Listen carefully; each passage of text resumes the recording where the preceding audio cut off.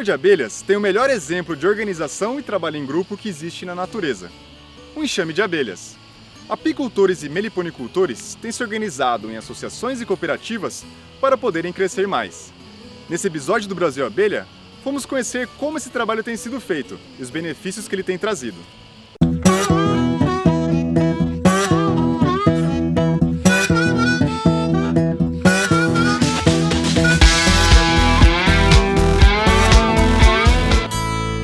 Na beira daquela estrada, num ranchinho de sapê, ali mora minha amada, minha flor de bem-querer, a minha felicidade. Nossa primeira parada é na cidade de Itatinga, que fica a 230 quilômetros da capital, para conhecer uma associação de apicultores. Nossa conversa foi na Casa do Mel da associação, uma das maiores conquistas desse grupo. O seu lindo parecer é como gotas de orvalho. Estamos aqui com o Joel, na cidade de Itatinga. O Joel é tesoureiro da Associação dos Apicultores do Polo Cuesta, que nesse ano, em 2018, completa 15 anos de existência.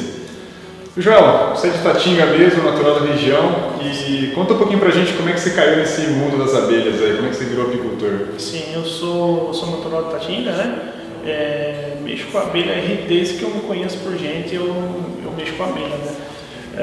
Meu pai é apicultor antigo, já cerca de mais de 30 anos trabalhando na apicultura aqui de Itatinga, né?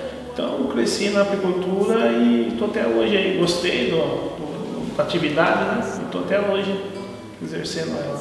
Um tempo atrás saíram os dados de que Itatinga é um dos maiores produtores de mel do Brasil, né? E como é que você vê esse cenário aqui dentro da cidade? Em 2014, Itatinga foi o maior produtor de mel do Brasil, segundo o IBGE. Isso daí, o que acontece? A gente consegue captar recursos e investir na apicultura aqui na cidade.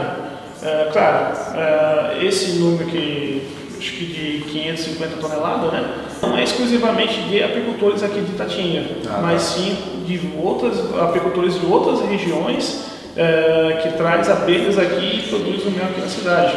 O que faz Itatinga ser uma cidade tão atraente para os apicultores? Hoje em dia é um pasto apícola, o clima é excelente para a apicultura, né?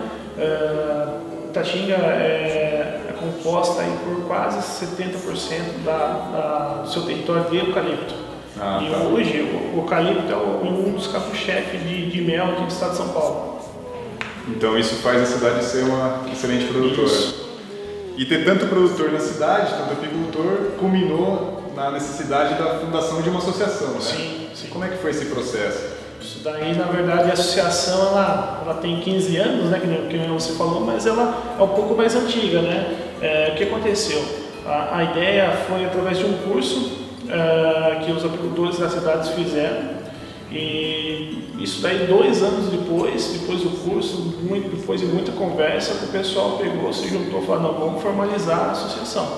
Os apicultores não estavam organizados. O que acontecia? Eles não tinham área para colocar abelha, trabalhava informal, em questão de equipamentos também, o equipamento não era legal. Assim, depois que eles se uniram, criaram a associação, tudo isso foi acontecendo.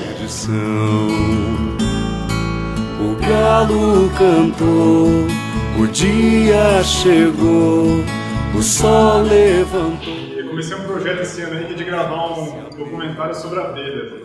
A gente escolheu por proximidade, mas também pelo trabalho que é feito aqui, que a gente acha bastante exemplar, aí, bastante bacana. Amor, quem sorri. Eu estou aqui desde o início, né? Fizemos a fundação da associação. Eu vivo da apicultura, não é hobby para mim, é sobrevivência. Estou mexendo com abelha desde 96. Eu mexo com abelha, mas profissionalmente sobrevivendo da abelha desde 2005. Então você pegou período antes da associação? Antes da associação. E depois da associação. E depois da associação.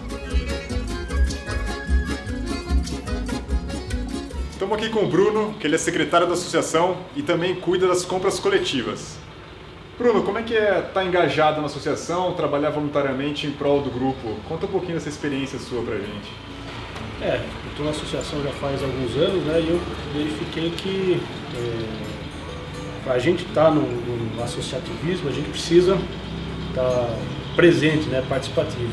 E aí eu resolvi participar na diretoria, né, Desde então eu venho trabalhando com as compras coletivas, organização da parte de estoque, né? Mas as compras coletivas funcionam assim, a gente reúne os pedidos, né? Faz um levantamento do que o pessoal precisa, aí a gente faz a cotação com vários fornecedores até encontrar o adequado, né? O produto adequado, e aí a gente faz essa organização e a compra, né? Isso acaba sendo um benefício direto do associado, né? Sim, porque ele consegue um preço melhor, né? E com um produto talvez que não consiga comprar sozinho. Minha amada, o seu lindo parecer. Nossa próxima parada é na cidade de Sorocaba, que fica a 100 km de São Paulo. Lá, fomos conhecer a Coapes, Cooperativa dos Apicultores de Sorocaba e região. Quem nos recebeu foi a Daiane, gerente na cooperativa. Ela conta que a cooperativa, que hoje possui uma estrutura de referência no país, foi fundada a partir de uma associação de apicultores que já existia na época. E aí, com o passar do tempo, né, foi aumentando o número de associados e veio a necessidade da comercialização dos produtos que eram produzidos aqui em Sorocaba e na nossa região principalmente. E com essa necessidade de comercialização, nós precisamos constituir a cooperativa. Em 2007 foi constituída com 20 cooperados, né? E hoje nós estamos com 367 cooperados de 83 municípios do estado, né? Sendo que o mais distante está na divisa com o Mato Grosso do Sul. No riacho até os peixes vão com ela se banhar. Borboletas em festa colorem seu caminhar.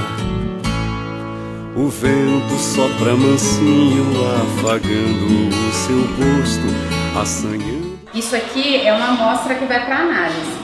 Após a análise, se aprovado, aí que o mel entra para o processo de beneficiamento. Se reprovado, aí ele já é devolvido. O que é analisado aí? Aqui a gente analisa a umidade, se tem alguma mistura e se foi superaquecido. Se tiver algum superaquecimento nele, aí a gente identifica aqui. Qualquer tipo de mistura que tiver no mel, que descaracterize, aí ele já é reprovado e identificado nas análises. E quem que faz essa análise? São as próprias meninas que recebem aqui. Então elas têm que A saber... sensorial, elas fazem a análise e tudo. Aí elas têm um treinamento junto com o responsável técnico, que é o médico veterinário, né?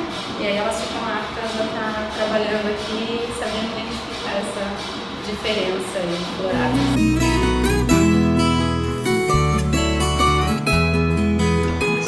Tarefa, né, essa profissão de ser degustadora de mel, muito incrível, né?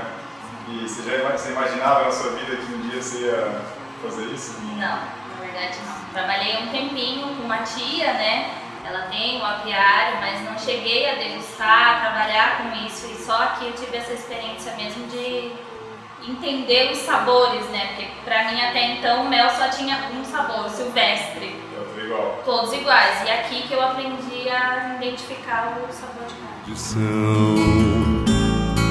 O galo cantou, o dia chegou, o sol levantou e uma rosa... A cooperativa já faz essa parte de comercialização. Então o cooperado ele traz aqui o produto dele, a gente beneficia, condiciona em potes, em sachês, devolve para o cooperado que faz a comercialização do produto dele. Tá. E esse custo, como é que ele é cobrado? Ele tem um valor unitário, né, em torno de R$1 o quilo do que é envasado, né, que nós cobramos. E aí o cooperado ele tem desconto em todos os produtos, ele tem alguns benefícios, né, tem a capacitação que a gente oferece sempre, a participação em programas governamentais também. 75% dos nossos cooperados são da agricultura familiar, então são aqueles produtores pequenininhos mesmo, né, que buscam complementar a renda dele. E toda essa receita que é obtida na cooperativa, como é que ela é distribuída? Vai para alguém ou vai para todos os membros? Como é que funciona isso? No final do ano, né, nós fazemos o balanço, né, anual, e aí o resultado ele é para investimento, parte vai para investimento da própria cooperativa e parte é rateado entre os próprios cooperados. De Sorocaba, seguimos para Jaguariúna, nossa última parada, onde fomos conhecer a Amesampa, Associação de Meliponicultores do Estado de São Paulo. Lá conversamos com Ricardo Camargo, que é o presidente da associação. Cobrindo sua cabecinha e o jeito mais delicado. Ricardo, essa questão da representatividade dentro da criação de abelhas sem ferrão, a gente tem visto pessoas, produtores, meliponicultores se organizando em formas de associações e de outras maneiras, de grupos de produção, para exigir, principalmente do setor público, regulamentação, enfim, diretrizes, né? E isso acabou resultando na Associação dos Meliponicultores do Estado de São Paulo, do qual você é o atual presidente. Então a gente queria, de repente, ouvir como é que foi a trajetória da formação da associação, as necessidades e os desafios que vocês têm enfrentado. A gente só consegue realmente atingir um nível de desenvolvimento, de uma governança, de uma atividade, se a gente estiver reunido. É muito difícil que, de forma solitária, individual, as pessoas consigam obter sucesso na atividade ou eliminar tantos gargalos, tantas entraves que a meliponicultura ainda tem. Então é por meio do associativismo que eu acho que a gente vai ter mais chance de obter sucesso e conseguir ter realmente uma representatividade que mostre isso que você comentou, esse crescimento, né? Nós somos muitos, mas em muitos casos estamos trabalhando de forma isolada. O galo cantou, o dia chegou, o sol levantou e uma rosa se abriu. Um facho de luz cruzou o meu olhar, foi meu amor quem sorriu. Em 2013, né, a Associação de Meliponicultores do Estado de São Paulo foi formada lá no Seminário de Meliponicultura em Franca. Já temos um tempo de atuação, nós estamos num momento de fortalecimento, de criação dessa identidade visual realmente, das pessoas saberem o que é a Unisampa, o que ela tem se proposto a contribuir para o desenvolvimento da atividade. Fizemos um grande esforço de estarmos nos principais fóruns, né, de discussão das questões onde a meliponicultura teria interesse e tem interface, né? Então hoje a gente está lá como membro na Câmara Setorial, lá no Ministério da Agricultura, então a Câmara Setorial da Cadeia Produtiva do Mel e dos Produtos das Abelhas, vinculada ao MAPA, né? Ministério da Agricultura. Nós estamos na Câmara Setorial Estadual, né? Que hoje ainda é chamada Câmara Setorial dos Produtos Apícolas. A gente vai ter uma intencionalidade de mudar essa denominação também. E somos, como associações, como uma associação devidamente registrada, estamos filiados à FAMESP, que é a federação, né, das entidades apícolas e meliponícolas do Estado de São Paulo. Nós também somos membros do Fórum Paulista, né, de combate aos impactos dos agrotóxicos e transgênicos. Isso nos faz estarmos nos ambientes onde as discussões devem ocorrer. Não que as discussões não devam ocorrer nos seminários, nos fóruns, nos cursos, nas próprias reuniões das associações, mas o caminho das soluções passam pela interface dessa relação com os órgãos públicos, né? Não adianta a gente aqui de fora ficarmos reclamando ou querendo questionar questões que nos afetam. A gente tem que estar trabalhando em conjunto, quer dizer, tentando interagir com esses órgãos públicos para mostrá-los, né, que muitos dos aparatos regulatórios que existem estão completamente, vamos dizer assim, desvinculados da nossa realidade, eles não contemplam as características próprias da meliponicultura e, portanto, devem ser ou revisados ou alterados ou serem criados novas peças regulatórias que realmente favoreçam aquilo que a gente estava comentando lá atrás.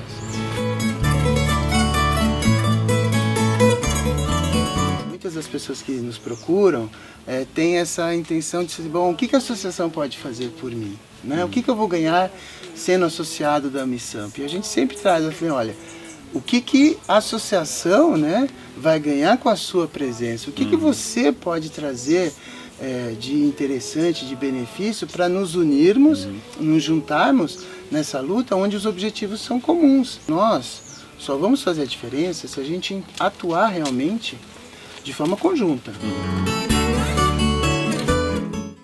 Sozinho podemos ir mais rápido, mas juntos vamos muito mais longe.